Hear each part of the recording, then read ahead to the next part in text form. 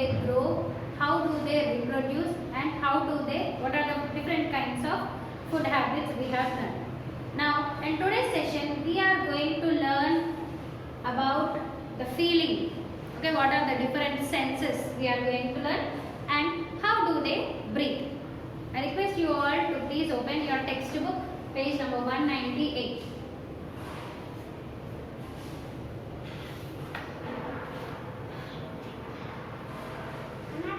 So, living things feel.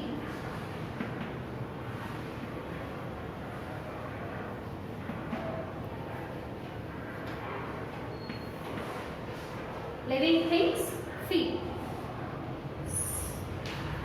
Have you ever thought why our hands move away on touching any hot object? For suppose any hot object is there, your mother is cooking something. By mistake you go there and you touch it. Did you feel any time as soon as you touch it you remove your hand, isn't it? So did you any time feel that? Yes. It happens in the same way when we touch the cold objects also. Sometimes we refrigerate something in the fridge and we take it out and when we touch it we feel so cool, isn't it? So here we are able to feel the hot objects and the cold objects. If it is very hot, immediately we remove our hand from it, isn't it? So we pull back our hands when pricked by a needle. Suddenly you touch a rose plant like this. It has that spine, isn't it? So whenever you touch that thorns, okay, immediately you remove your hand from there because you feel that pain. That's why you remove your hand. We feel the change in temperature as the weather changes. So whenever the weather is changing, before 20 days it was very very hot. And now the climate is very cool, isn't it? Because of the rain, it has become cool. You are able to feel the change, isn't it? If it is very hot, you start sweating, isn't it? And if it is very cool, like there is no sweat and all. So because of all these changes, you can feel the change in the temperature also. So our sense organs. So we have some sense organs like eyes, ears, nose, tongue, and our skin. So these all are, we call it as a sense organs. So our sense organs enable us to feel the changes around us. So these sense organs are going to help us to feel the change. For example, eyes. You can just tell whether it is rainy or it is sunny. How can you tell? Just by looking with your eyes. If the sky turns black and it's so windy, then you can tell that now it's going to rain. If there are no black clouds, okay, then you can tell that it is so sunny and then there won't be any rainfall at all, isn't it? Then with your ears, you will be somewhere in another room and if you are having 2 to 3 mobiles, by just listening to the ringtone of the phone, you can tell whether your father is getting a call or your mother is getting a call, isn't it? Then in the same way, nose. Your mother is preparing some special dish in the kitchen. By smelling that, you can tell what type of dish she is preparing and what kind of sweet she is preparing, whether she is making tea or coffee or she is mixing some Bournvita or Horlicks also you can tell, isn't it? So all these changes you can observe with the help of your nose, with the help of the smell. Then your tongue. Just close your eyes, close your ears, everything. And just open your mouth and put some sugar. You can feel the taste. And after that, after some time, you put some salt on your tongue. You can feel the taste. So by just tasting the things also, you can tell whether what kind of substance it is, isn't it? Even in the same way, your skin. Whether it is wet or dry, you can just touch it and tell.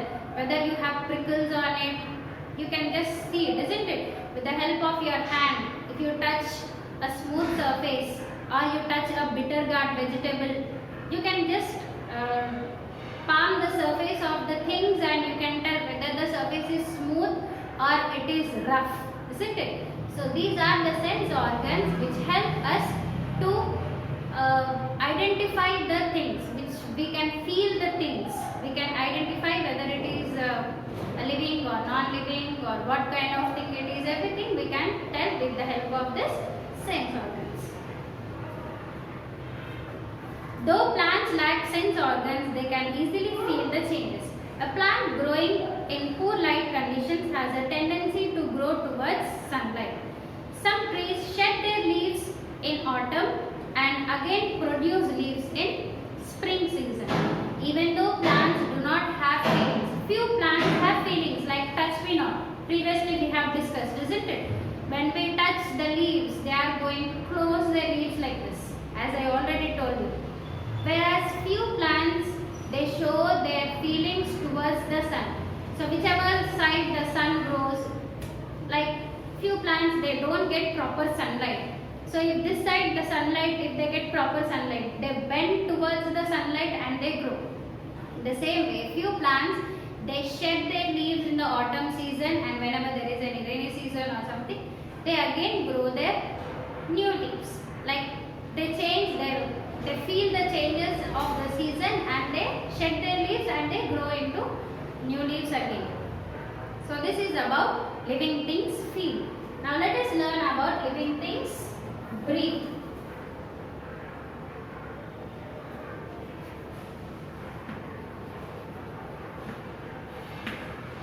So this is the most important one, where living things cannot survive without breathing for few minutes.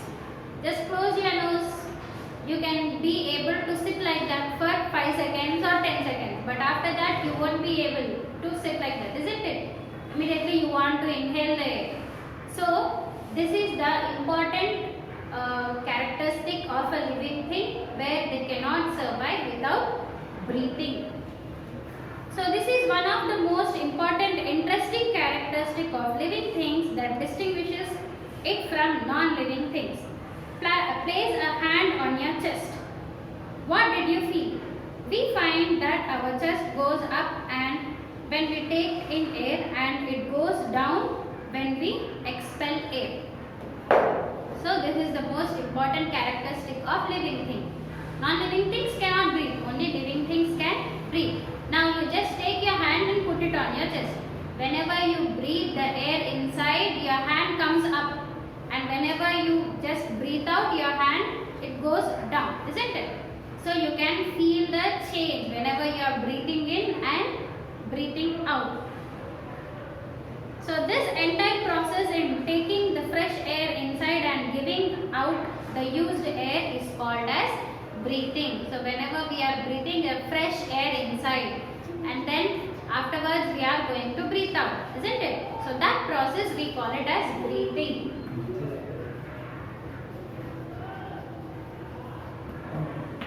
We call it inhale and exhale. We breathe the air inside, we call it as inhale. If we breathe the air out, if we send it out, we call it as exhale. So when we inhale and exhale, and that process is called as breathing. Now once you breathe, everyone, breathe the air inside.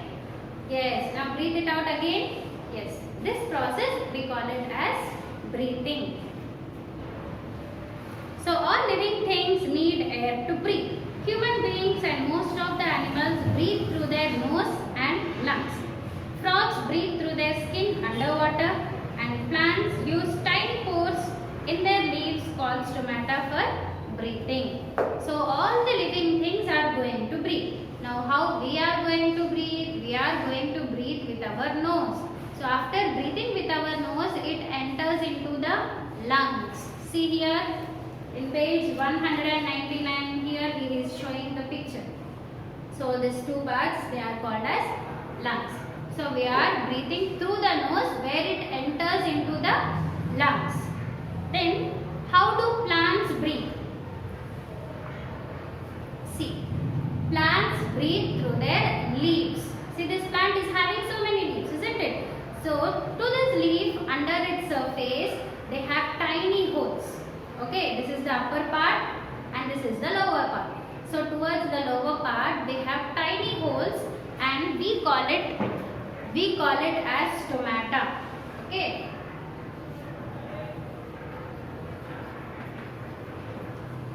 So plants breathe through that tiny holes which are present towards the lower side, and they are called as stomata. Then what about frog? It lives both in water as well as on land. So whenever it is inside the water, it will breathe through its skin. Okay, on that skin it has all tiny holes. So through that skin it is going to breathe. Insects such as cockroaches breathe through numerous air holes which are found along the sides of their body. If you take cockroach, so towards its side it has some wings also, isn't it? Towards its side it has so many holes, and those are called as air holes. So through that holes the cockroaches are going to exchange the air. They are going to breathe in and breathe out. Now here if you see, he has given a diagram of a fish. How do fishes breathe? They breathe through the gills.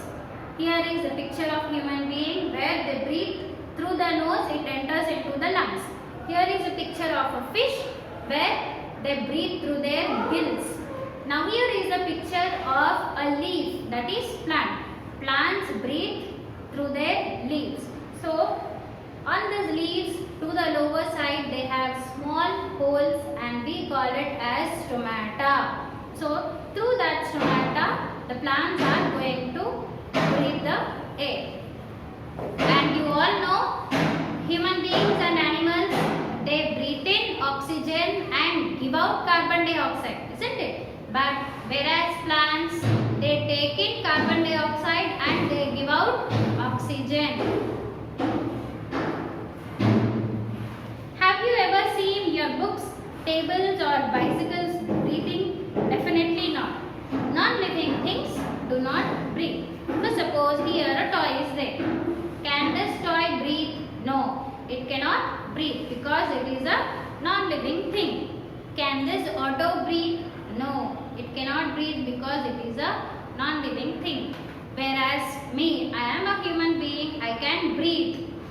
I can breathe in and again I can breathe out. Even plants and animals also in the same way, they can breathe and they can breathe out. Now here you have checkpoints. Please be ready with your pencil. Take the correct option. So first one, human beings have lungs, gills, air holes to breathe. So what do human beings have out of these three? Do they have lungs, gills or air holes? So what do we have? We have lungs to breathe. So the first one, lungs. Underline lungs. Next, second one, when we feel pain, we laugh, cry and sing. So whenever we feel pain, what do we do out of these three things? Do we laugh, do we cry or do we sing? What do? Do you sing a song? No, we cry, isn't it? So second one is cry.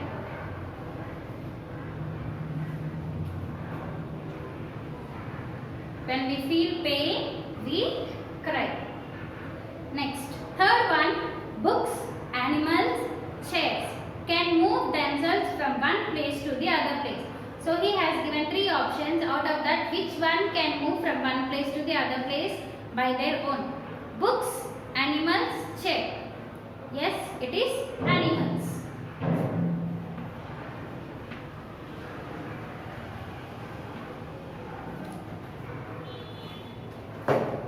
So the first one is lungs, second one is cry and third one is animals.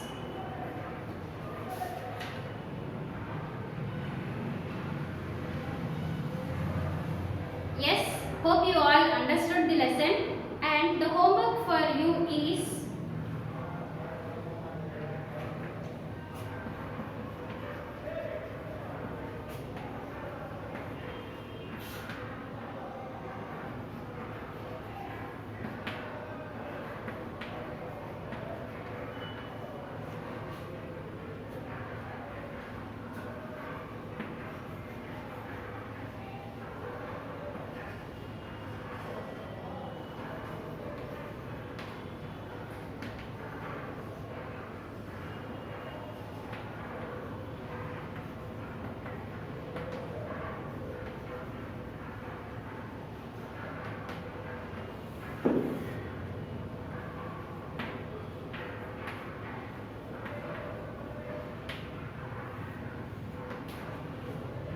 Yes, this is your homework. I'll show you. From page number 200, here you have a box. So this box is, it's showing the differences between living things and non-living things. Now how it is there in the textbook, I want it in the same way. Draw the table, make it into two parts. One side you write living things, another side you write non-living things. Then give the heading as differences between living things and non-living things. Write it very neatly. See how many points are there? Total 6 points are there. These are the characteristics of living and non-living things. All that 6 points you have to mention. Hope you all understood the lesson.